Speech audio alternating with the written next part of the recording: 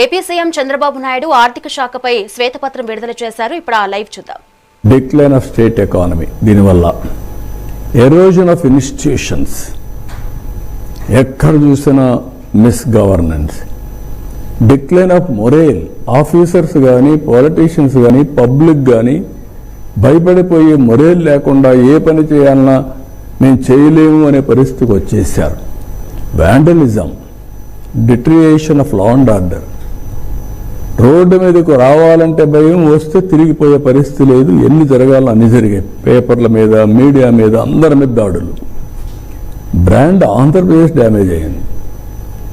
ఒక వ్యక్తి డ్యామేజ్ అయితే పర్వాలేదు, కానీ బ్రాండ్ ఏపీ ఎవరైనా ఎక్కడన్నా పోతే మీది ఏ రాష్ట్రం అంటే ఆంధ్రప్రదేశ్ అంటే చిన్న చూపు చూసేవాళ్ళు. That is dangerous humiliation. మీ రాజధాని ఏదంటే 3 రాజధానులు అంటే నవ్వేవాళ్ళు. That is the brand we enjoyed. Andhra Pradesh ఇంకా మేము రామని ఇండస్ట్రీస్ పారిపోయిన రోజులు అవి.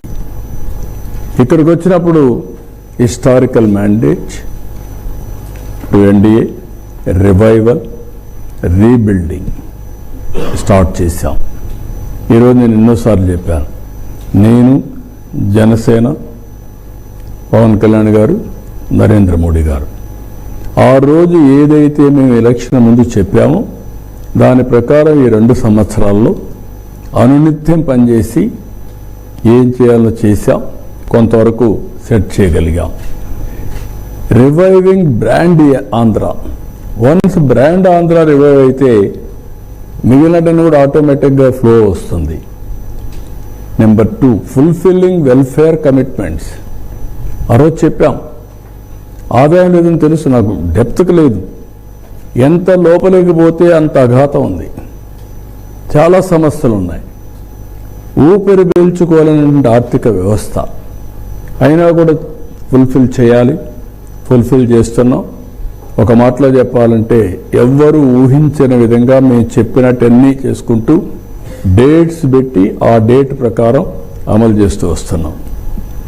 Then trust capital projects. నేను ఎప్పుడు చెప్పాను, ఎప్పుడు కూడా ఆదాయం రావాలంటే అభివృద్ధి జరగాలి. అభివృద్ధి జరగాలంటే పెట్టుబడులు పెట్టాలి. క్యాపిటల్ మీద పెట్టుబడులు పెట్టాలి. ఈ 3 డిస్ట్రాయ్ అయినాయి. ఇప్పుడు రివైవ్ చేశాం, ఎక్కువ క్యాపిటల్ ప్రాజెక్ట్స్ తీసుకొచ్చాం. ఇంకొక పక్కన progressive policies and technologies for future and sustainability. Sustainability లేకుండా ఏ పని చేసినా కాదు, దానికి కూడా తీసుకొచ్చాం. నెక్స్ట్, ఇక్కడ మీరు చూస్తే బైఫర్కేషన్ పెయిన్ఫుల్ అని ఎందుకన్నానంటే agriculture 51% combined Andhra, 25% industry, 24% service sector. No, agriculture 24, 25 industry, 51 agriculture.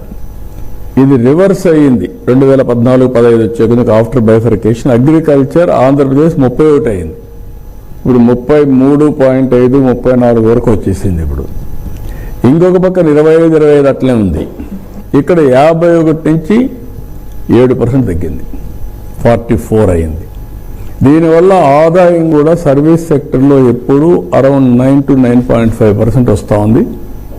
అదే అగ్రికల్చర్ సెక్టర్ అయితే 6% ఈ కాంబినేషన్లో వచ్చే పరిస్థితికి వచ్చింది. Revenue realisation. ఇక్కడ మీరు చూస్తే combined Andhra Pradesh per capital income 95,231. ఎప్పుడు కూడా పర్ క్యాపిటల్ ఇన్కమ్ అనేది ప్రజల